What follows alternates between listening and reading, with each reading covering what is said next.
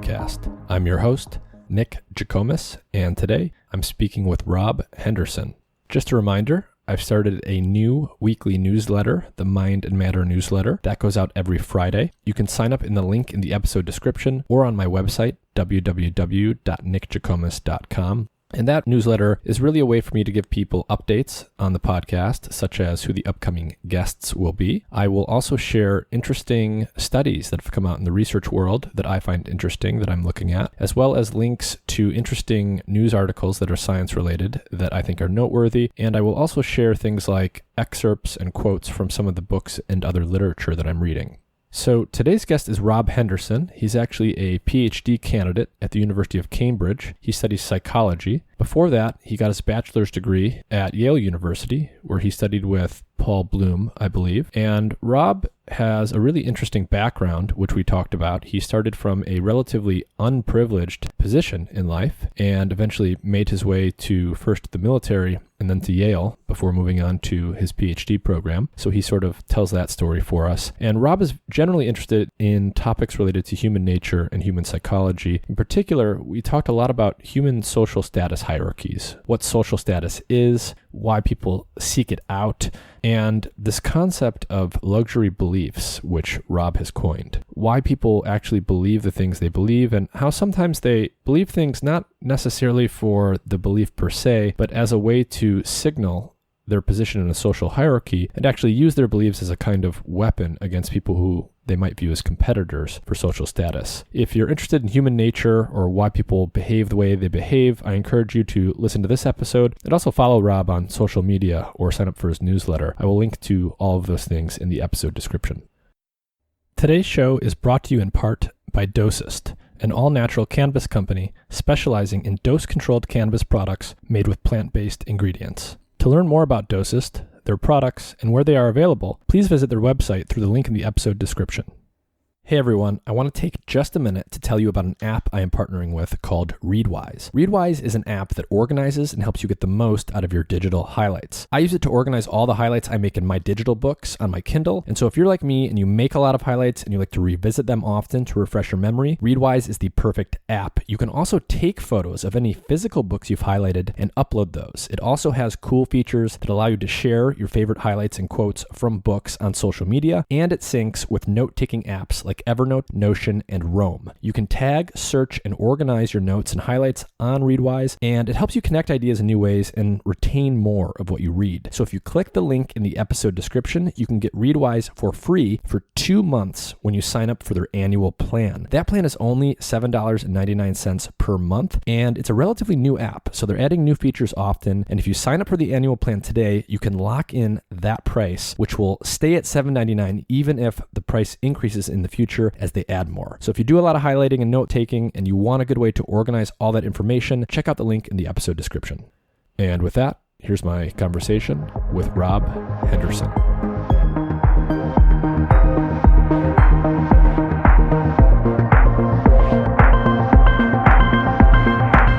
Rob Henderson, thank you for joining me. Hey, Nick. Great to be here. Thanks for having me. Can you start off by just telling people what you do right now and what you're interested in, generally speaking? Yeah, sure. So right now I am a PhD student here at the University of Cambridge in England, studying social and evolutionary psychology. My views or my interests are sort of wide ranging. I'm interested in things like social status, social class. A lot of my PhD work is sort of on moral judgment and morality, sort of loosely related to a lot of Jonathan Haidt's work. Yeah, so sort of all of that stuff. I'm interested in sort of conformity, social influence, sort of how people can influence the behaviors of others by what they're doing, and sort of hierarchy, prestige, all of those kinds of things. I wonder if your interests have anything to do with the trajectory that you've taken to get where you're at, because it's quite a unusual trajectory. Most people who make it to Cambridge or to Yale don't get there through the path that you did. So can you give everyone sort of an overview of where your life started and how it sort of changed at some of these critical inflection points on your journey? So to your question, like you said, so currently I'm studying at Cambridge. Before this, I studied psychology at Yale as an undergrad. I was a research assistant there under Paul Bloom in his lab. And, before all of this, before I sort of entered these kind of fancy universities, my life was a lot different. So to just back, way, way up, I had this sort of circuitous path journey to higher education.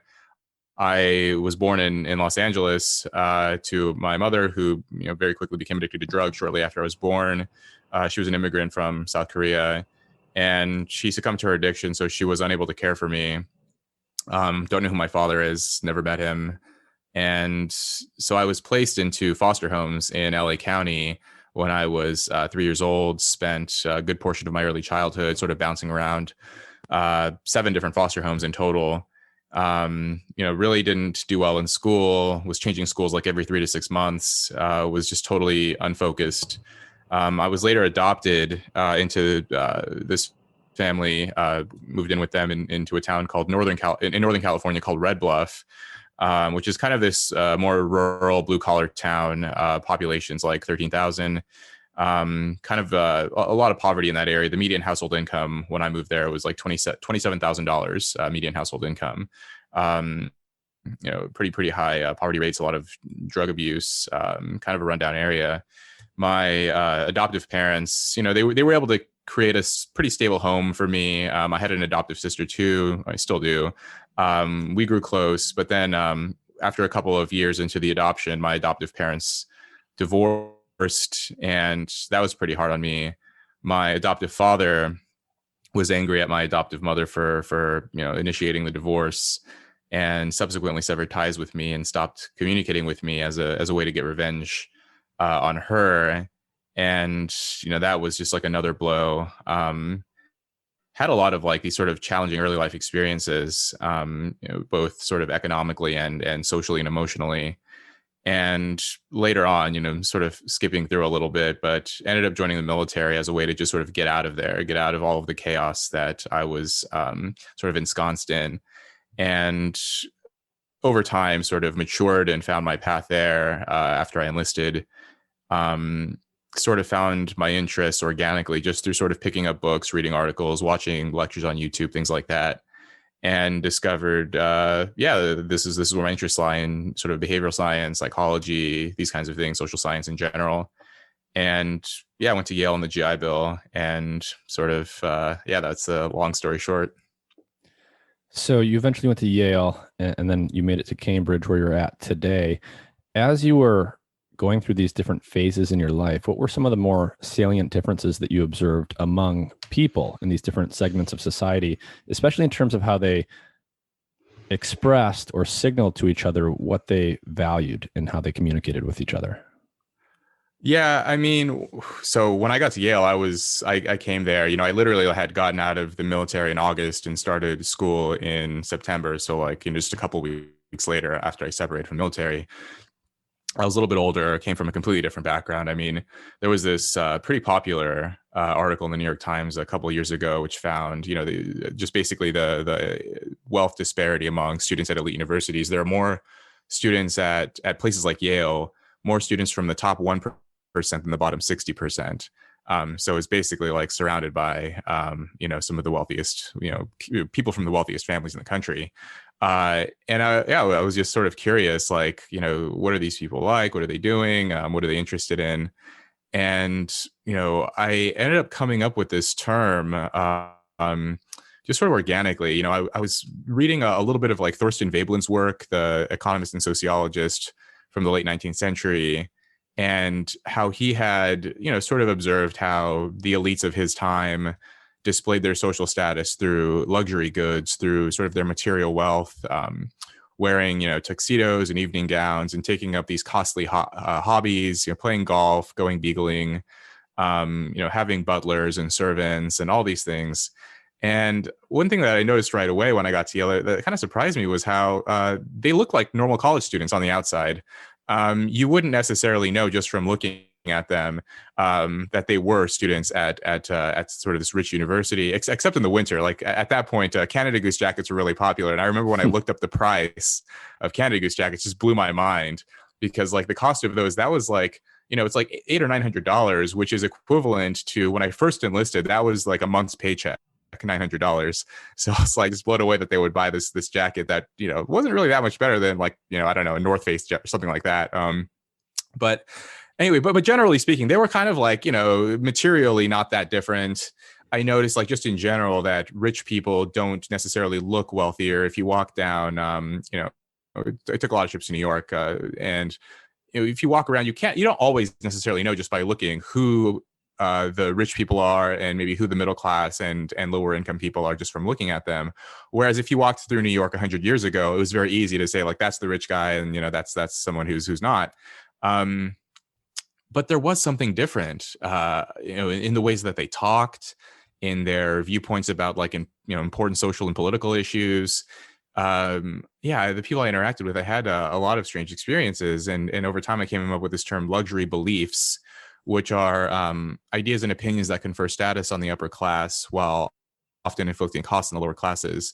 And adopting sort of unconventional views, these are ways to sort of distance themselves from ordinary people, from middle class people who didn't attend universities, who don't keep up with the fashionable periodicals, and don't listen to podcasts and these kind of things. So these luxury beliefs, we can get into specific examples, but my claim is that nowadays you can predict much more someone's social class from their views on a handful of political or social topics than you can just from what they happen to be wearing or carrying with them at that time.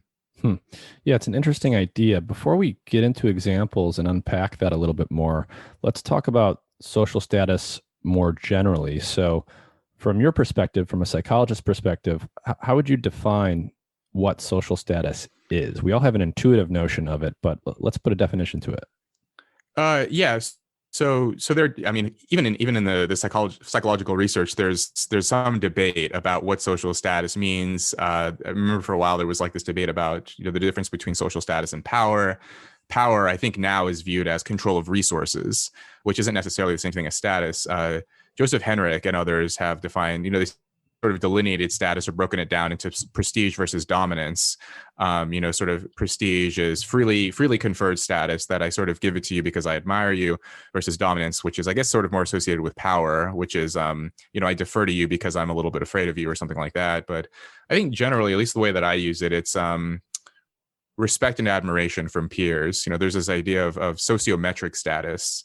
Michael Krauss and others at Yale have used this term in some of their research. So one of their interesting findings, they call it the local ladder effect, but they found that in terms of happiness, a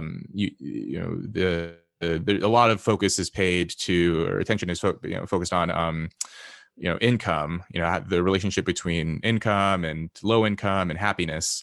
But what they found is that sociometric status, or respect and admiration from peers, is a much stronger predictor of a person's happiness than their socioeconomic status, at least in, the US context, where, generally speaking, even like, really poor people or working class people, they still, very few of them are sort of on the brink of starvation. So once you sort of have that minimal level of material sustenance, then the way that you're looked upon by your peers, that becomes much more important for you in terms of your well-being and your happiness. And so yeah, that's kind of how I would define status. Interesting. So we all have an intuitive notion of status. Everyone wants to have high status within their local environment. This seems to be baked in, given that we're such highly social primates. What do we know about how far back this goes? Do we see this kind of fixation on social rank in pre-industrial hunter-gatherer tribes and non-human primates? Yeah, I mean, I recently wrote this long form review of now it's become one of my favorite books, called Hierarchy in the Forest by Christopher Boehm, I think is how you pronounce his last name, Boehm. He's an anthropologist, I think at UCLA. And this book is, he compiled all of this research from anthropologists and psychologists and others, basically looking at the sort of archaeological, anthropological records, and along with observations from modern hunter-gatherer communities in Brazil and Africa, Papua New Guinea, and basically finds consistent patterns that people care a lot about their social rank within their communities. And there's this sort of, I mean, it's interesting. These communities tend to be quite egalitarian, at least among adult male members. But it's not because they love peace so much or like they love equality. It's really this sort of like constant tension and this relentless focus on trying to sort of make sure that you never slip too low and making sure that others never go too high. And BAME offers some examples from like hunting troops among hunter-gatherer communities, and how these anthropologists will speak to them and how they'll have these practices where if a hunter happens to take down a large animal, immediately all of his peers start making fun of him and tell him how the animal actually wasn't that big and how that actually wasn't such a skillful throw, and how when you were running, you looked like a little bit funny when you were running, and immediately start cutting him down. And the reason for this is that they don't want the skillful hunters to get big heads. They don't want them to become arrogant, because I guess, this idea is that, once they become too arrogant, then they will start to, exercise dominance over their peers, perhaps try to monopolize more resources or try to, take another man's wife. And so there's this sort of tacit kind of cooperative idea here where everyone is trying to check everyone else. And of course, like, among chimpanzees, you see a lot of battles for rank, social dominance there as well. And it's much more overt among a lot of the primates, non-human apes. So, and then across like human societies, we see this as well. One of the things that interested me to kind of go back to your earlier question was the finding that, and this has been found in a couple of different studies now, that in the US, that interest in obtaining status is correlated with current social status. So in other words, the higher status you happen to be in terms of sort of income, occupational prestige, and so on, the more interested those people tend to be in either preserving or enhancing their status, which to me, that was a little bit counterintuitive, because I guess I would have predicted in advance maybe the people who are sort of at the bottom, who maybe don't have much status, don't have much influence or wealth, that those would be the people most interested in sort of obtaining it and gaining more of it. But it's actually the people at the top who are most interested in social status, which I think, like, for me, that put a lot of puzzle pieces into place based on sort of the anxiety that I saw among sort of top college students and top graduates. Yeah, that's interesting tie into the whole mental health thing, because I don't know the exact numbers right now, but I know that generally speaking, at colleges, including or even especially the elite colleges, levels of anxiety and depression have been going up quite a bit over the last few years. And it's one of those things that's perhaps a bit counterintuitive, because you're talking about a population that has or seems to have all of the things one would think satisfy the needs as people that we have, such that we don't need to be anxious or depressed. You're at a top college, you're getting an education, you're materially better than most people, and yet we're seeing this increase in anxiety. So can you unpack that a little bit more? Yeah, well, so yeah, I mean, I think that's super interesting. I mean, it matches my observations too. And there's a lot of research on this as well, that among both undergrads and grad students, PhD students, yeah, the rates of anxiety and depression are on the rise. I just saw this. It was reported in the New York Times, these findings from I think it was a team of researchers at Yale, actually, finding that in the past, sort of lower income adolescents reported higher rates of anxiety and depression, which to me, of course, that makes sense. If you're lower income, you just experience more challenges in your daily life. But I think starting in the 90s, it reversed to where affluent adolescents from sort of middle and upper middle class homes reported higher rates of depression, anxiety, drug use, all these kinds of harmful or risky behaviors. And yeah, I was thinking about what this could possibly, what reasons there could be for this. Why was there this reversal? And I think one possibility goes back to sort of what I was saying in the beginning. I think in the past, lower income meant like more, like it was more serious, the kind of deprivation that people experienced up until fairly recently. Perhaps because of like, sort of state benefits and all these kinds of things. Maybe step in and helped a little bit. But in the past, if you were poor in poverty, like that was serious. Like maybe you actually couldn't eat that day. But once you reach that level of, now if you're lower income in the US, you still are not quite as poor as someone maybe 50 or 60 years ago in your sort of, income decile or something. And so for them, like now that they've met that level, now they don't have to worry as much about material deprivation. And in this case, for them, yeah, maybe they don't have that same pressure. Whereas for the upper class, I think there was like back when, a lot of people complain about the meritocracy, but I think that in decades past, when the social classes were more isolated and there was less permeability between them, when, if you were an upper class person, like if you went to Harvard, say, odds are you came from a well-to-do family, like you're going to do okay no matter what, like you're sort of locked into your social status. Whereas today, like there's more permeability. You can rise and fall a little bit more, I think. Also, like in the past, if you were born to the right family and went to the right school, I think that was enough to some degree back then. Whereas now that's like, that gets your foot in the door, right? Like getting the right degree. And so there seems to be much more pressure among young people as well, that just because you get into a good college, that doesn't necessarily mean you're set, because all of your peers are bright and ambitious too. And so they're all interested in getting the right internships, getting into the right law schools and so on. I mean, maybe I'm jumping ahead of myself a little bit, but one of the things that I saw that was kind of funny, it confused me at first at Yale, was I would see students sort of saying things like investment banks were emblematic of capitalist depression. Same with consultancies too, and sort of listing all of the reasons why you should never work at one of these evil corporations or companies. And then weeks later, I would see those same exact students at a recruitment session for Goldman Sachs. Mm-hmm. And after a couple of instances of that, of seeing that, I was, I would wonder, like, why are they doing this? Like, why would, on the one hand, you would say like, oh, it's evil to work here, but then you're trying to get a job there. Mm-hmm. Over time, my interpretation of this is that they were trying to undercut their competitors. I think like it's so cutthroat to get a position like that. So, yeah. I mean, a lot of these ideas that you've been articulating, and then I've read from you, they remind me, they make a lot of sense of things in retrospect from my college days. So this is probably similar to your observations at Yale. I went to college at the University of Wisconsin, and I pretty much immediately went into what you would call the mechanistic sciences. So I was taking what the average student would probably call fairly difficult courses that most people choose not to take unless they are weird like me, or you're really into, science. And I was a first generation college student, and I struggled to pay for college. So like every semester I was always late. I was always like trying to deal with that before like actually dealing with my courses and my academic responsibilities.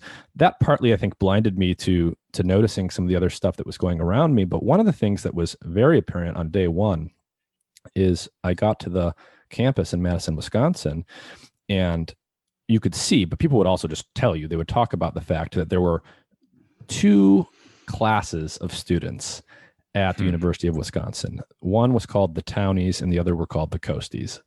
And a Townie referred to someone who was typically a Wisconsin native, meaning they were paying in-state tuition, they were local, they were from the surrounding culture, et cetera, et cetera. A Coastie was someone who was typically from the East or the West Coast. They were paying out-of-state tuition, and that was not a big deal for them because they came from a wealthy family, and they dressed different, they talked different, they looked different. And I sort of didn't pay attention to that, but one thing I did notice was that on average, it was quite clear that the ratio of those two types of people would be different depending on the type of course you were in. So for example, there were a couple of cases where I took classes either by mistake because I thought they satisfied a requirement, or because I had to take them for degree reasons, even though they were outside of my interest areas. So I would take, say, a communications class or a sociology class or something like that I didn't necessarily want to take but had to. And I would notice that the ratio was quite different. You would get a lot more students in those courses who were from the coasts, who were wealthier, who had some of the visible signals of that, and who also behaved differently in ways I couldn't quite put my finger on. And I would see many fewer of them in, an organic chemistry course or something like that. And I never really wrapped my head around it, but, the courses where I would see more of these people from the coasts or in that class of student, they were much easier courses. I remember sitting in these classes and being like ready to go. And then like after the first few weeks, I'm like, wow, this is completely effortless. I don't have to actually do anything except show up to class and I will get an A in this class. But I always wondered if the students taking those types of courses more were much more focused on fighting battles of status. Really, I didn't really think of it this way inside their social circles, because I did notice that there was kind of this almost viciousness to becoming popular in those types of circles that wasn't apparent in the other class of students. And it really seems to echo some of the things you were talking about. That's interesting. Yeah, I mean, I now you have me wondering. I entered Yale at an unusual time. It was basically right when the student protests erupted as a result of an email one of the faculty members sent to her students. Basically, the charges were that she was defending cultural appropriation and all these kinds of things. And I remember, I had this really tense interaction with a young woman, this female student, and I was basically just trying to say, like, I have no idea why people are so upset. I read that email, I just didn't get it. I had come from a completely different world, and so trying to understand like what it was that was so offensive about what this faculty member had said was just confusing to me. And this young woman just said that I was too privileged to understand why people are so upset. Later, I found out that this person, grew up in Greenwich, which is like a really like one of the wealthiest zip codes in the country. Went to Exeter, like, yeah. So it was just a strange thing to be called privileged by someone like that. But I'm wondering, like, are a lot of these people who played these hardcore status games, are they more likely to say have a parent who went to college, who come from sort of the upper middle or upper class, whereas the people like, I mean, just sort of anecdotally, the people I remember who were kind of either confused or questioning a lot of the activism that was going on campus and calls for professors to be fired, a lot of them were kind of either first generation students or children of immigrants, or just people who didn't necessarily come from places like Greenwich and didn't go to private school. But so I think there might be something to that as well. And maybe if you compare, say, the level of status games and that kind of thing at, I don't know, places like maybe MIT or Caltech versus Harvard or Yale or something, I'll bet there would be some differences, even though I would imagine that the caliber of students are roughly the same, or perhaps even better at these sort of more STEM oriented schools. And so yeah, I think there is something there too. It's funny, the term you use, townies versus coasties. So I've heard this term used here at Cambridge. So now I'm over here in England. Like the class stuff here is just way more complex. I don't even try to examine it because it's much older and more layers to it. But one thing that I learned here was they have this distinction between town versus gown. So the town, or the townies, I guess, are the people who live in Cambridge, who sort of work here and operate the businesses and so on, who grew up here. And then the gowns, I guess I don't know if they call them gownies, but the gown types are like the students and people associated with the university, the scholars and so on. And I guess there is this sort of historical tension both here at Cambridge and over at Oxford as well. And yeah, I noticed that there isn't that much focus paid to the people who live here. I saw this at Yale as well. New Haven, which is where Yale is located, is an extremely poor town, a lot of poverty, a lot of mental illness, homelessness, addiction. I lived downtown in New Haven. So to get to class and back, I would walk through like a lot of poverty. And I just remember having these experiences. Like I'd go to Yale and I'd hear people talk about the importance of activism and all of these kinds of things, social justice. And then like I'd walk through a lot of homelessness and addiction and all this stuff, and I would think to myself, like, I don't know how serious these people really are. Like there just seems to be this duplicity to it that it really I have no doubt that some of them are sincere, but I think a good portion of them are also mouthing the right words because it helps them boost their status in their local environment. I mean, there are certain words you can say that will instantly garner approval. Yeah, the last thing I want to say here before we move on, because I think we'll kind of loop back to this in a couple different ways, is at the University of Wisconsin, there was these really two different castes of people, almost not necessarily one above the other, but I think the important observation is there was no overt segregation. There was only self-segregation by and large, Mm. right, the one group would hang out with the one group and the other group would hang out with the other group. And that was by choice. And so all of the social competition, therefore, was sort of within group. Mm. And I'm interested in this idea of sort of within group or within class competition, because I think a lot of the things that you're talking about or that we observe in this general area result not from people trying to compete or display superiority to those in sort of a lower caste, but actually Mm. competing with those that are approximately equal to them in status. And I think we'll come back to that. But Okay. you've been talking about high status or elite individuals. You've mentioned that a couple times. Again, we have an intuitive notion of what this might mean, but what would be the key determining factors that make someone high status or elite in society? You've already told us it's not strictly determined by wealth.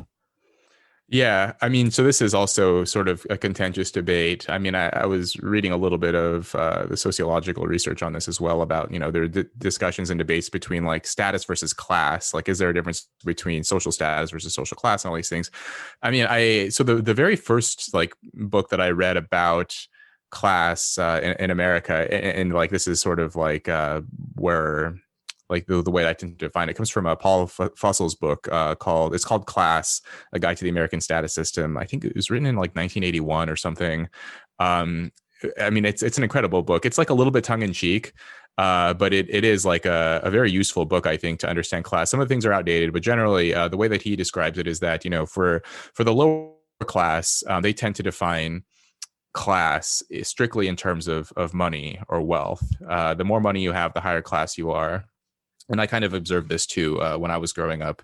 I remember, I worked at this pizza joint when I was in high school washing dishes, and I would talk with my coworkers about, striking it rich. It was all about money. It was never about like, I can't wait to get into college and get a good education or something like that. Other things associated with class. It was really about money. Playing the lottery. A lot of my coworkers played the lottery. My family, some of them played the lottery too. And really the interest was on like, how do I get a bigger bank account? How do I buy a boat or a nicer car? Material goods. And then Fussell says for the middle class, it's more about education. So sort of the rank of your college or, what you studied. Did you sort of stay in your local area, or did you go away to college? Mm-hmm. Those are sort of markers of status too. Which I guess like when you go away, that's sort of an indicator of how much money your parents have. But anyway, so that's the middle class, is sort of education. And then for the upper class, it's not just money and education. Those things are important. But the final ingredient is your sort of habitus, your taste, your habits, your preferences, the kinds of media you consume, the kinds of books you read. I guess today, to update it would be, which podcasts you listen to, what are the periodicals you read, your digital subscriptions, which, I guess maybe now which Substacks you read, something like that. So those three ingredients are important. And what's interesting is that one of Fussel's claims is that you are sort of locked in to the class you were born into. So no matter what, you are the class you happen to be born into. So I guess like for Fussell, someone like Mark Zuckerberg, I think he was born into like an upper middle class family. I think his parents were professionals, but they weren't like exorbitantly rich. So even though Mark Zuckerberg is, a gazillionaire, he is sort of culturally will forever be upper middle class. Whereas someone who was, born as like a Rockefeller or a Kennedy or something, I don't know, like one of these sort of dynasty waspy families or something, even if they aren't as rich as their great grandfather was or something, and maybe the family sort of on a downward trajectory in terms of their social mobility, they're still sort of upper class in terms of their habits and tastes and so on, and the kinds of things that they do. So that's another interesting element of this as well, is that there is like economic mobility. You can start off poor and maybe go to college and get a high paying job and so on. And so you're economically upwardly mobile, but sort of socially and culturally, you can't really break out of whatever you're born into. At least this is the claim of Fussell and some others. Yeah, it makes a lot of sense, though, behaviorally, right? A lot of behaviors and habits that we learn at a very young age really do get locked in, down to the way that we talk and, pronounce phonemes and things like this. It's very, very difficult to shake the way that you talk and the way that you express language after you go through puberty, basically. So it makes perfect sense to me that would be the case. And this is probably related to the entire reason why we have terms like old money and new money. If you come into money, you still have these sort of habits and behaviors that are effectively locked in because it's so difficult to unlearn them, or at least make them second nature in the way that the other behaviors would be for someone born into it. Right. Yeah, like you said, like the way that people talk, the kinds of like the foods that they like to eat, the music they like to listen to, a lot of the like the sort of the cultural norms are hidden too. So if you didn't grow up around them, you don't necessarily know like the proper way to navigate them. And in some cases, they may even be deliberately hidden in order to sort of filter out like who's an insider and who's an outsider. I remember I read this this interview. It was in the Atlantic with these two sociologists discussing class, and they gave this example of a lot of workplaces no longer have dress codes, and it's sort of seen ostensibly as this egalitarian sort of upgrade of like, in the past, you had to wear these clothes, but now you can wear whatever you want, and it's sort of freeing. But actually, one of the points that these two sociologists made, their names escape me, but it was basically that the norms still exist, they just went underground, and now people are able to pinpoint like who can pick up on what those covert norms are and who can't. And this is another way of creating sort of insiders versus outsiders. Whereas if you have overt and clear dress codes, then anyone can fit in, right? Like if you have to wear a suit and tie, you get the suit and tie and you can fit in. But now you don't know like what's the right way to dress casually. They give this example of they were talking about a media company, I think, or sort of like television studios or something, and they said that there was no dress code. And there was this guy who worked there who came from a working class family. He was this black guy who would, I think he wore like a tracksuit or something. And, I guess like people there, like they had, they didn't like that, but they never told him. And over time, like the guy just left, and he left, he left the job because even though the dress code was casual or no dress code, he didn't dress casually in the right way and ended up, not really fitting in. And I think like there are a lot of instances of this, of like, we try to be more egalitarian, but we end up, it ends up sort of backfiring in some ways because, back to our earlier, point that status is always sort of pervasive. And if you try to get rid of it, it will sort of manifest in a different way. Yeah, I'm really interested in this idea that a lot of the taboos we enforce are organic and they're covert. And I wonder if that's a feature that is sort of naturally baked in. One of the things this reminds me of is people's perception, or at least what people will say their own status is.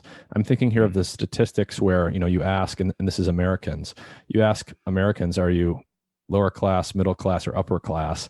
And some extraordinarily high percentage of them say middle class. So the majority of the people that are actually upper class or lower class identify as middle class, together with all of the people that are middle class. So there's this tendency for everyone to be seen as, just like everyone else, even though we all know that that's not the case for everyone. So is there something interesting going on there with what people behaviorally display? I mean, in terms of their other behaviors versus what they will explicitly identify as? Yeah, I mean, I've seen those stats as well, that like, somehow every American, whether you make, 30 grand or 300 grand, you're a middle class person. I saw a lot of this in undergrad too. Like that was the first time that someone could tell me, oh, my mother is a doctor and my father's a lawyer, and we may make $1 million a year, but we're sort of like middle, or something like that, middle class, maybe upper middle class. And that just blew my mind to hear, that you could make six figures and consider yourself a middle class person. I mean, even if you make 100 grand, I think that's twice as much as like the median household income in America. And yeah, I mean, a lot of that is, I think, sort of you're comparing yourself to your peers, right? So if you're making 100 grand a year, you're not comparing yourself to the median American. You're comparing yourself to your friends who are in the sort of same social category as you, same education level, the people you graduated high school with or college with or something like that. And I think there's also like this element of upward social comparison. So this is, sort of findings from social psychology that, people tend not to really think too much about the people below them, and they spend a lot of time preoccupied with those above them. So even if you're an upper middle class person doing well in your life, you're not comparing yourself to, people who are living in poverty or people who are just sort of getting by. You're comparing yourself to the people who are a little above you. You're comparing yourself to the millionaires. And if you're a millionaire, you're comparing yourself to the billionaires. Mm-hmm. And so basically everyone except the billionaires think of themselves as middle class. I think, and yeah, go on. Yeah. oh, I think there's actually this, it strikes me. So when we're talking about intra-class competition and this positive correlation between how high your status currently is and how much you want more status and some of the things you're just mentioning, it actually starts to make sense to me when I think about two things. One, just the statistics of a normal distribution, and two, something like Dunbar's number. This idea that, even though we live in this hyper-connected world, we're still these social primates that think in terms of, the size of hunter-gatherer tribes. So you can only know the names of something like 150 people ish, and you're really only going to have close relationships with, say, 15 people, whatever it is, but a relatively small number. And so if you think in socioeconomic terms and you just look at the normal or normal-ish distribution of incomes, as your income goes up, it obviously goes up, but also the variance of the bell curve also goes up. So if you're comparing yourself to the 15 people closest to you, as your income goes up, the difference between you and those 15 people will also necessarily go up. And so you can see how it leads to this runaway effect where you become more and more obsessed with how you're stacking up relative to the people next to you. And naturally, of course, you're going to want to ascend, not descend. That's fascinating, actually. Okay, so the idea here is that, like, if you're, sort of working class person, close 15 people, there's not going to be that much range. If you make, $25,000 a year, the richest person in your group might make, 37,000 or something like that. But if you're in the very top and you make 200,000, your best friend in that 15 person group might make, several million.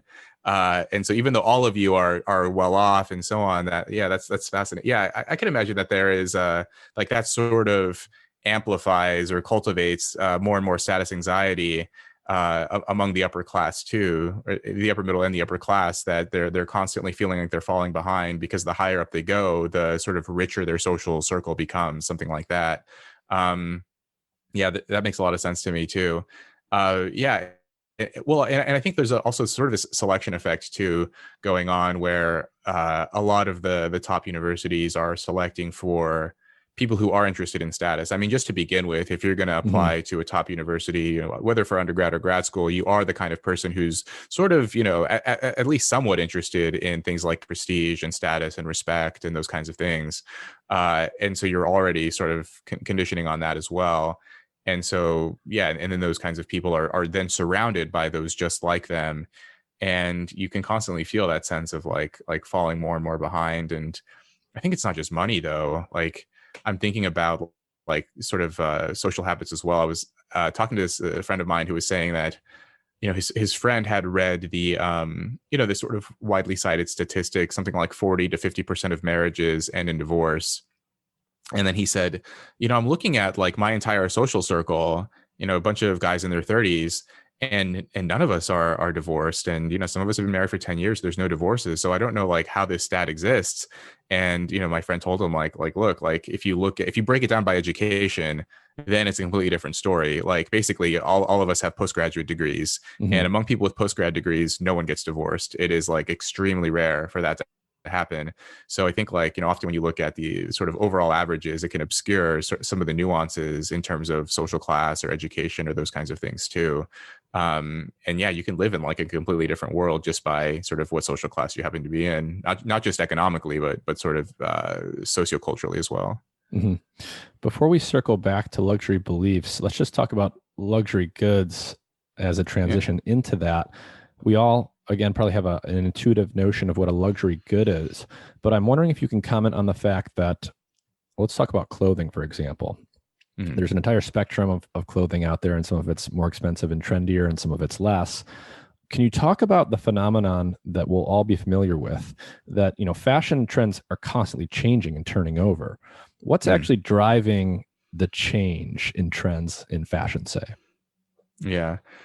I mean, well, my understanding of this is that, basically there's like this sort of the trend setting group, the sort of I forgot the term for this, but basically this small group of people who kind of wear something unusual or unique, and then it sort of trickles throughout the upper class, and then over time it sort of trickles downward to the rest of the social classes who adopt this look as it becomes more and more affordable.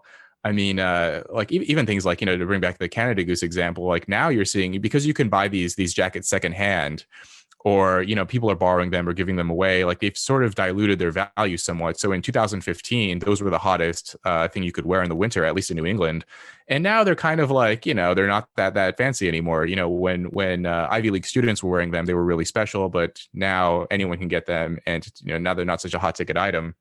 So I think there's this sort of element of like, they're the trendsetters, they establish something that's cool, and then other people adopt the look, and then over time it sort of trickles through, and sort of the new cycle starts with whatever the next item happens to be.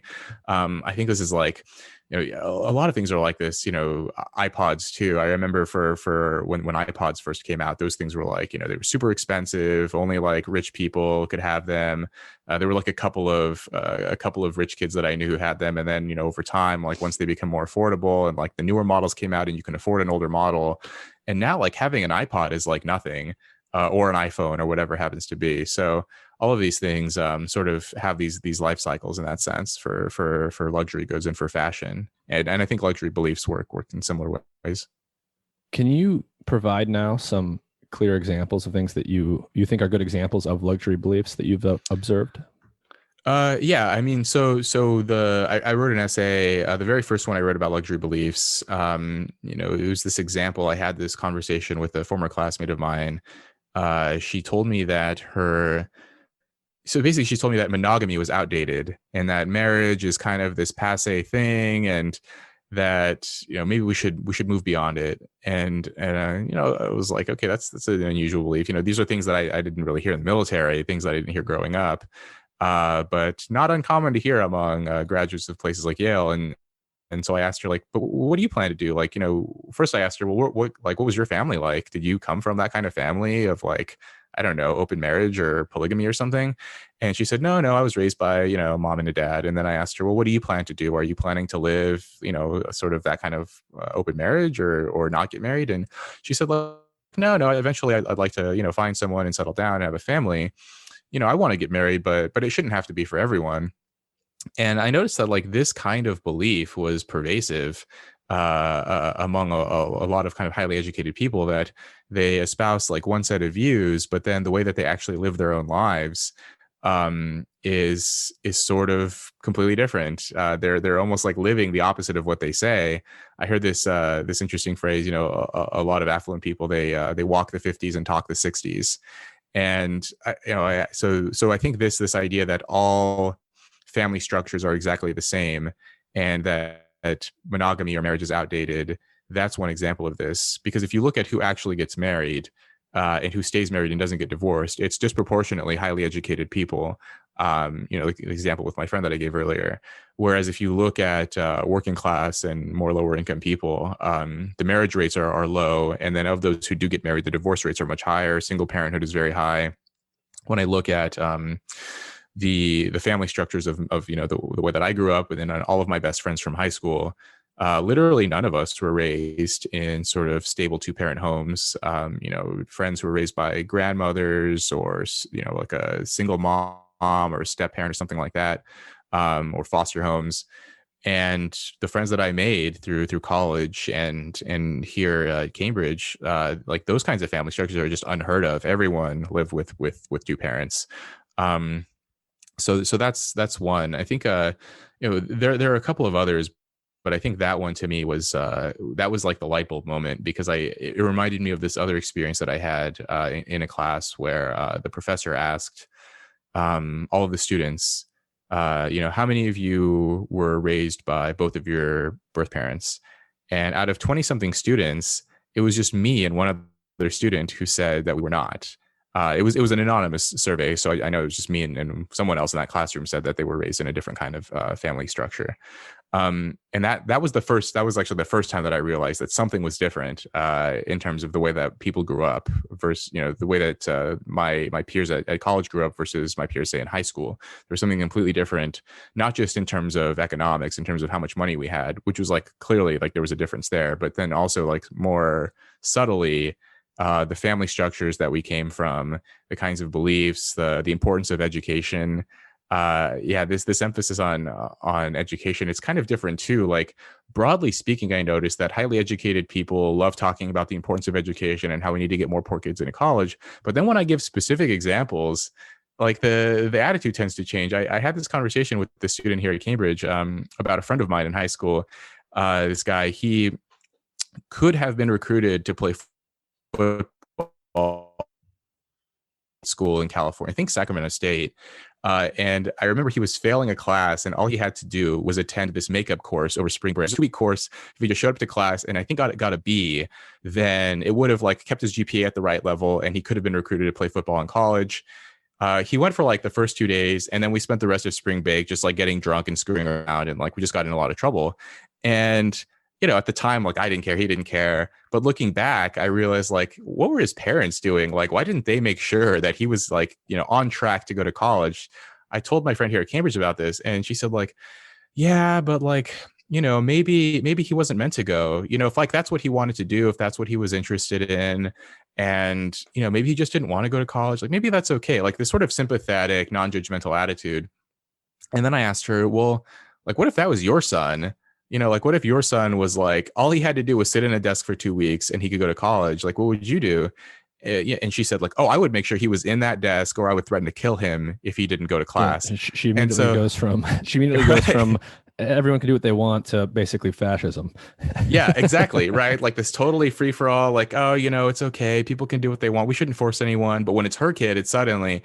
And so I think there's this like for everyone else, I adopt this non-judgmental, you shouldn't get married, you shouldn't go to class, you can do whatever you want. But then when it comes to my family and the people that I care the most about, the standards are much more strict. So I think these are just like a couple of examples, but the underlying principle here, I think, is this sort of non-judgmental attitude for others. And then for me, it's much more strict. But there are others too. I mean, we can get into like the craziness of like defund the police and all this stuff. Like there are a lot of like luxury beliefs popping up. Yeah, what's your take on that? And so let's have you talk about that luxury belief as you see it. And then I'm wondering if you can comment on, if you're right, if these are luxury beliefs analogous to luxury goods that are fashionable and go in cycles, that would predict that these luxury beliefs will cycle in and out as well, meaning the ones that we see today will go away at some point, probably not that too far into the future, and new ones will replace them. Yeah. Well, okay. So the defund the police thing, I mean, when that started kicking off, I was like just totally shocked by it at first.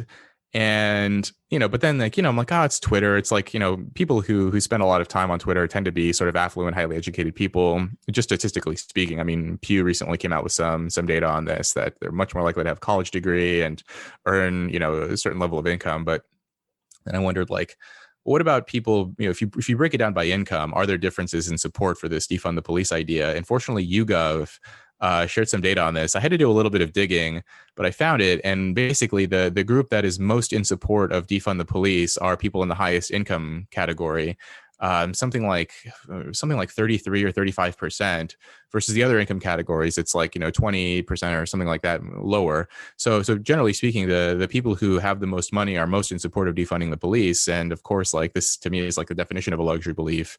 This is an opinion that confers status on the upper class, but will inflict costs on lower classes. If you say defund the police, it makes you look good to your highly educated and affluent peers. It makes you look, I don't know, edgy or progressive or something. But if you literally get rid of the police, if you eliminate the police, then the people who suffer the most are going to be poor people. The poor are already disproportionately the targets of all kinds of crimes.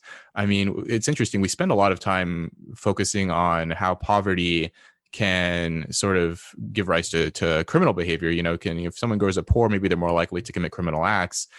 but who are those acts committed against? Disproportionately against people in their neighborhood, other poor people. And it's interesting, we have these categories of rich, middle class, and poor, but then if you sort of look at it in a more sort of granular level, the people who tend to commit crimes are young men, and the targets of crimes tend to be the elderly and tend to be women. So it's sort of like, do we care about poor elderly people? Do we care about poor women? Those are the targets of crimes. I looked at some data, I think this is from the FBI, that the people in the lowest income category compared to the highest, there's something like 7 times more likely to be victims of aggravated assault and robbery, 20 times more likely to be victims of sexual assault. Like, basically, if you're a poor person, the likelihood that you're going to be a victim of a crime is like astronomical compared to sort of middle and upper class people. And when we talk about like defunding the police, it's just like, I guess that totally gets glossed over. And then, of course, like if you look at communities and you see that like, most like non-white people are in favor of either the current level of police or more policing. I think defund the police is just a classic example of this. There's like a more so yeah, and then to your point, like this I'm not sure will actually trickle down, because like it's so costly, I think, to not have police, that I'm not really sure that this is going to become like a fashionable belief. At least, we'll see. Well, I'm skeptical of this one. In my observation, I think it can certainly trickle, one step down, but not all the way down. Mm-hmm. One step meaning like upper middle class. Mm-hmm. Okay. That's certainly been my observation, at least living in a cosmopolitan area. Mm-hmm. But where are you? I'm in Seattle. Okay. Yeah. So it's like, I don't think we need to get into it too much, but yeah, Seattle, you've got a very huge spectrum of people. You definitely see that belief on people who are higher status, socioeconomically speaking. But it's not reserved solely for the upper quintile, in my observation. But you're not really seeing any of the homeless people at these rallies. They're too busy living their life on the street, struggling day to day. But I wonder if some of these beliefs will cycle. That does seem to be a prediction. If I call what you're talking about your theory, I think that would be a prediction of it, right? That the luxury beliefs would have to change because they are a mechanism for actually displaying your difference from other people. Yeah. Well, okay. So this is something that I guess there's some nuance here. Like, on the one hand, you want to like if you're an upper class person who is displaying your status through luxury beliefs, you want to distinguish yourself from the little people, from people who are not in your same social class. You don't want to be mistaken from like a middle class or working class person. But there's also something going on like sort of this intra-class status signaling too, like you had mentioned before. So I think within the upper class, the sort of trendsetters within that group, they say defund the police, and then it sort of trickles to like the more sort of conventional upper middle class, the sort of suits or whatever, the kind of people who work 9 to 5s or something. Once executives and lawyers start saying defund the police, then the sort of the trendsetters and the fashionable types, now that they see that the suits are broadcasting that slogan, then it's like, okay, well, now I have to distinguish myself as a trendsetter. So it doesn't necessarily, I think, have to trickle all the way down to the middle and lower classes. Once it trickles throughout that sort of upper quintile, say, or the upper 2 quintiles, then you can sort of shift into a different shift over to a different belief. So it's interesting, right? Like there is this sort of like, on the one hand, does it trickle down throughout the classes, or does it trickle throughout like within that class? Mm-hmm. Yeah. And, I'm struck by, so these beliefs that you're calling luxury beliefs, they tend to have a moralistic character to them.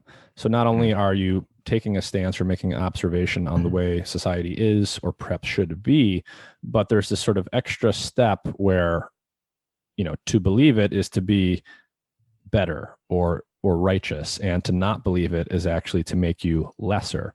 And in some sense, what you're telling us is this might be even more literal than you might otherwise think. And it strikes me that it has this moralistic character to it. It reminded me of something that you posted at some point recently that I saw, and it was something from the sociologist Emil Durkheim. And he kind of did this thought experiment where he gave his take on what it would be like if we somehow were to eradicate all crime and bad behavior in society. So he actually said that something interesting would happen in his view if we did that. And I'm wondering if you remember that. Yeah, I do. So yeah, Durkheim was sort of this sociologist, I think from the 19th century, sort of this old school sociologist. And the idea here is that, um, the thought experiment was once you sort of eliminate all transgressions and say that anything goes, very quickly new taboos would arise. So basically, like once, as behaviors become more and more accepted, the level of sort of moralism within the community remains the same. Just new behaviors become considered evil or bad or transgressive in some way. And yeah, to me, this is. I think he even gave a couple of examples about like even at like a monastery or something where everyone is sort of adhering to these codes. They still have like certain things that you're not allowed to do, or certain kinds of misbehaviors that they condemn. So yeah, I think that there is something here with the luxury beliefs as well. This actually connects a little bit with my own research. This is just a hypothesis that I have, which is that if you look at, I've looked at some sort of big data from the World Value Survey and others, basically finding that young people have become much more permissive over time for kind of conventional moral transgressions. So things like bribery and corruption and theft and these kinds of things, young people, even after controlling for education, income, and political orientation, young people are still more permissive in 2020 relative to 1990 and 1970. And so on the one hand, it's kind of interesting that like we're kind of like more non-judgmental, more permissive, whatever, more cool about all this stuff. But on the other hand, you're seeing like a lot of strident moralism today among young people with sort of activism and social justice movements and so on. And one of my claims here is that like this kind of connects to this Durkheimian idea that now that we have sort of allowed all these behaviors to proliferate, we're not judging them anymore, we're not condemning them. That void has been filled, and it's been filled with these kind of new transgressions about what you say and what you post online, and all of these other kinds of things are the kinds of things that you support your political views, your social views. If you hold the wrong views about various things, now we're going to condemn you. So I think in this case, this is a way for people to gain status by condemning others and bolstering themselves. And there is some psychology research on this too, that we tend to view people who sort of morally grandstand as being somehow more righteous in some way, because the implicit message here is that if I condemn you for doing something bad, I guess the onlookers think, well, I would never do that, otherwise I wouldn't condemn you. So somehow by condemning you, that makes me look good. And so there is that element. And then I think there's also this element, not only of them trying to like lift themselves up, but they're trying to cut down their rivals as well. They're trying to cut other people down by coming up with these new kinds of transgressions that didn't necessarily exist even a few years ago. Like what's crazy to me is that like now you can even go through someone's feed, and like if I find a tweet that you posted from 2009, somehow, even though in 2009 that tweet was fine, I can cancel you today. That kind of thing is kind of interesting from a sort of psychological perspective. Yeah, we are seeing that more, and it is fascinating. But I'm interested in this idea that these are basically tools. These are like cultural weapons used primarily to compete against people that you view as competitors, and so that speaks a little bit to the intra-class conflicts that we've been talking about. Are you familiar with Peter Turchin's idea of elite overproduction and how that relates to the decline or instability of civilizations? Yeah, I've read, I think I read that piece in The Atlantic, was it last year? And yeah, I read a little bit of his blog about this elite overproduction and sort of the intra-elite conflict stuff. So yeah. Yeah, so the basic idea is, so Peter Turchin is I guess you would say like scientific historian or something. So he's from like quantitative ecology or some field like that, but he's trying to understand in a more quantitative and somewhat even predictive way cycles that happen in history. And, one thing that you can observe over and over again in history is civilizations rise, they do their thing for some amount of time, and they eventually decline, right? So you can think of ancient Rome or any other ancient civilization that we might name. And according to Turchin, as I understand him, a key factor in destabilizing societies when they're on the decline comes from, at least in part, elite overproduction. And what he means by that is when society makes too many potential elites, but there are not enough slots in the power structure, meaning high paying jobs or high status, culturally influential jobs, there are more people who feel entitled or that they should be an elite in such a position than there are actual positions. And so this leads to a like runaway intensification of competition among those elite or elite adjacent people for those limited number of slots. And they basically go to war with each other, and that leads to cultural instability. Right. Yeah. Yeah. Okay. I read a couple of chapters now. This is bringing back some of the things. So I read like, I think it was War and Peace and War, where he discusses this. I think I specifically just read those chapters because I found it particularly interesting. And I've heard others sort of riff on this idea too. Wesley Yang, the journalist, and others, they refer to what we have today as the sort of Twitter class, the overeducated precariat of like, people with advanced degrees or people from fancy universities, but they're not making money commensurate with, their education level, at least like as they believe that they should be earning, their sort of expectations were higher than whatever the outcome happened to be. I think there is some truth to this. I remember, for example, something about how like the number of households that are worth $10 million or more has increased by like some like substantial amount since the 1980s, adjusted for inflation. But, of course, like all of the influential positions in government, like the number of senators and congressmen, Congress, representatives and the president, of course, like those are all fixed. The number of positions at elite media organs and universities are all fixed. I mean, like, so of course, I'm a PhD student. I think, are you a PhD student? Or you've graduated, right? I graduated a number of years ago. Okay, so you've probably heard like, all of the jokes about how hard it is to get an academic position and how they're not just jokes either. It's true. Right. Yeah. I think like it's framed as a joke just to help cope with how dire it is. Yeah. But it is like, I hear from young grad students, I talk to, they say like, when my supervisor was my age, 30 odd years ago or whatever it was, you could write 2 papers. If you get 2 published papers, then you can get like a pretty good academic post somewhere, like a tenure track job, 2 or 3 papers. Today, that might get you that might make you competitive for a postdoc. Like the sort of like PhD glut. More and more people are getting degrees, but the number of faculty positions has remained the same. I mean, which I guess like maybe there's like a conspiratorial element here of like, this is why we're constantly saying more people should go to college because, a lot of highly educated people are hoping to get jobs at whatever the universities happen to open up or whatever. And I think there is like something going on here where, actually, I just read this article too about how there was this influencer. I don't remember her name, but she got a job as like a sports journalist, like completely on the strength of like the number of Instagram followers she had. And apparently like this started like this sort of social media firestorm because all of these people were commenting and attacking her, saying like, why did I go to Columbia Journalism School? I should have just gone on Instagram and gotten some followers or something like that. Like basically the people who followed the sort of preordained expected path of, go to college, go to grad school. This is how you get into journalism. And then like some random person who I don't even know if she went to college at all gets a bunch of Instagram followers and just jumps the line and gets this sort of prestigious position. And I think this is sort of indicative of that intra-elite competition idea of like just a lot of bitterness and a lot of anger, I think, among educated people.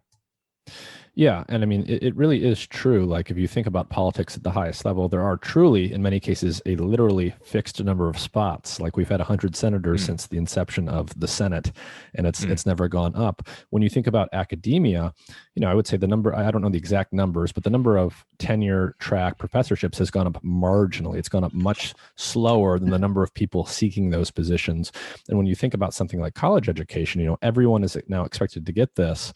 And what that coupon allows you to get is much less than it used to be. And people do really treat it as a coupon. Once you have that piece of paper, your expectation as a holder of it is that you can simply exchange it for whatever you perceive to be a good or influential position in society. And that's the dynamics there are fascinating. And even when you think about social media, in some sense, Twitter and the internet and Facebook and all of these things, they allow you to have maximum reach. But when you study these things, we all know that it's dominated by Pareto distributions. It's not everyone's going to become a social media influencer with 1 million Instagram followers. It's going to be a tiny sliver of people. So there's this sort of this pervasive 80-20 effect where more and more people are having more and more, a smaller slice of people are having a magnified level of influence. And there's this larger chunk of people that's having a level of influence or status that they believe to be well beneath what they're entitled to. Right. Yeah. I mean, one thing that I've sort of been looking at recently, I was reading this book called Dataclysm. I can't remember the author's name. It came out a few years ago, but I would imagine that these findings still hold, which is that on social media, I think it was specifically about Twitter, that like the Gini coefficient of followers on Twitter is actually higher than wealth in America. Basically, it's actually much easier to make $1 million than to gain 1 million Twitter followers. And so, yeah, there is of course, we talk a lot about the income inequality, the wealth inequality in the country, and how, whatever, the top 1% has this much compared to the bottom 50%. But in terms of, social media, social influence, and those kinds of things, it's actually even more skewed than that in terms of popularity for musicians, book sales, anything in creative occupations, writing as well. There is this sort of vast inequality there between those two groups, the haves and the have-nots or whatever. One thing that you brought up, you mentioned this idea of having the coupon or the piece of paper. Well, first I wanted to say that it reminded me of, speaking of how dire academia is, something like only 5%. I just read this article, it was in Nature, that 5% of people with PhDs, new graduates, will go on to obtain a tenure track job at a university. It's 5%. So, you're a 1 in 20 chance, 95% likelihood that you're not going to get that dream job. One thing that I find interesting in academia, though, is that that's still sort of expected, that even though we all know 95% of you are not going to get a job in academia, the expectation is you're going to do this. You're going to get a postdoc. You're going to go on to do that. You're going to bring in grants for the university. Exactly. But this other thing, this piece of paper idea, I was thinking, okay, so back to this marriage idea for luxury beliefs, I was talking to people about this, a lot of people will say, that marriage is just a piece of paper, and sort of in defense of cohabiting, or, sort of in defense of marriage isn't that important. It's really just a piece of paper that we all pretend is something important. And it's sort of I don't know, it sort of denigrates the whole idea of marriage, I guess. It's just a piece of paper. But the way that you phrase it as the academic degree, the diploma or whatever, as a piece of paper, I very seldom hear highly educated people refer to degrees or these academic credentials as just a piece of paper. And I find this interesting because, on the one hand, okay, so if marriage is just a piece of paper, but shouldn't also, your college degree is just a piece of paper too? What's so special about that? But I think part of the reason why it's so seldom referred to as that way is because they derive most of their social status from their education, and they don't want to denigrate it. Yeah. I think that's right. Part of the reason I speak this way, it's probably an unconscious thing that I learned very early on that I can't shake is, I have a coupon from Harvard, and it's redeemable. It's redeemable at all sorts of places for all sorts of stuff. Trust me. But I often refer to it that way, and I'm not even thinking about it. But I was a first generation college student, so I didn't necessarily grow up in an environment where it was talked about in the other way. So, right. Yeah, I see what you're saying. Yeah. And I think I've just sort of internalized that. So it's prestigious, but it is also a piece of paper. Whereas, that would maybe be considered sacrilegious in other social circles to talk about it that way. Yeah, I kind of like, it was the sad thing. Like if you read like too many statistics, like it can like really, I don't know, either make your perception of the world more accurate or warp it in a way that can sort of ruin it. But, once I learned, for example, that like once you get into a top university, your likelihood of graduation is virtually guaranteed. Hmm. Harvard, Yale, something like 98 or 99% graduation rates. And so once I realized that getting the letter of admission is more important, like once you get the letter of admission, like that's actually more important than the degree itself. Yeah, you really have That to screw up. if they make sure that you pass basically. And so like on graduation day, I remember like my family was really happy, and I was like, this was basically expected to happen. Like, is this really that exciting? Like we all knew that we were going to graduate, right? This is sort of like getting in is the hard part, but graduating isn't actually that difficult. So we should have actually celebrated when I got in. So what are you actually working on for your PhD research? Yeah, so a couple of different things. So I just published a paper in evolutionary psychology. It's actually about COVID, finding that people who were more concerned about contracting COVID were more morally judgmental than people who were less concerned. So a lot of my research is actually on moral judgment. And a lot of this is, like I said before, inspired by Jonathan Haidt's work on sort of moral disgust, moral judgment, political differences in sort of moral condemnation. And the thing that I'm working on right now is about the age, sort of the relationship between age and moral judgment, and how there is something going on here with, across time, younger people have become more morally permissive. And my other interesting finding is that older people are more judgmental than younger people for a variety of different kinds of moral violations, controlling for political orientation and all these other kinds of important sociodemographic characteristics. Interesting. So people who were the most afraid of contracting COVID tended to be the most judgmental. Does this tie in with, and I don't really know too much about this area, but the idea that, moral disgust, feelings related to moral disgust actually relate to our aversiveness to literal biological contagion and sort of drive, the more disgusted you are by stuff, the more you tend to discriminate in group versus out group. Yeah. I mean, so there's this idea of the behavioral immune system, which is, sort of the body's response to potential contaminants. So, there may be overlap between sort of physical disgust and moral disgust. Research on, if people sort of experience this emotion of physical disgust, they're subsequently more judgmental and sort of more cautious and less, or sort of less permissive for a variety of different kinds of behaviors, and like you're saying, they're more sort of groupish, more favorable to the in group and less favorable toward the out group. So there is something there as well. I mean, my finding on COVID and moral judgment, of course, like I think it was we sort of predicted in advance, and I think a lot of people would, that if you're highly worried about COVID, then you would be harsher towards people who violate, commit moral violations that could potentially spread contamination. So people who say sneeze without covering their mouth, or use someone else's toothbrush without their permission, things like that. Like you would sort of like, if you're highly worried about COVID, then being worried about those things makes sense. But we also found that people who were worried about COVID were also more judgmental for transgressions, like sort of bribing someone to jump ahead in line, or sort of turning your back on your boss at work, or sort of doing these kinds of like fairness violations, but betraying people, violating some kind of like agreement, loyalty, these kinds of things.